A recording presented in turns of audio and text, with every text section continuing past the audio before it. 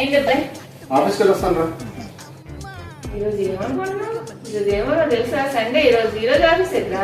Sunday work ఉందని office లో మా బాస్ పిలిచారు. 5 మెంబర్స్ వెళ్తున్నాం, మా కొలీగ్స్ ఓన్లీ. మీ ఏజెంట్ స్పెషల్ గా ఆదివారం వచ్చుకొని చెప్పినారా? వర్క్ ఉంటే పిలుస్తారు కదా, వెళ్ళాలి కదా. నేను ప్రతిదానికి నమ్మించుకోవాలా మిమ్మల్ని?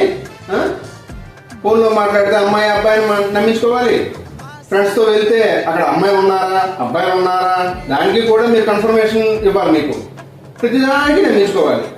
చెప్పాలి కదా. చెప్తాము, అలాగే మాకు స్వతంత్రం లేదా?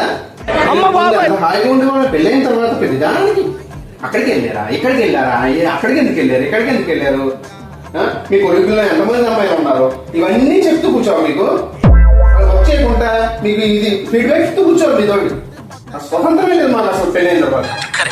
మీకు తెలుసా పెళ్ళైన మగవాళ్ళు ఎక్కువ హార్ట్ అటాక్ పోతున్నారంట స్వతంత్రం లేకే.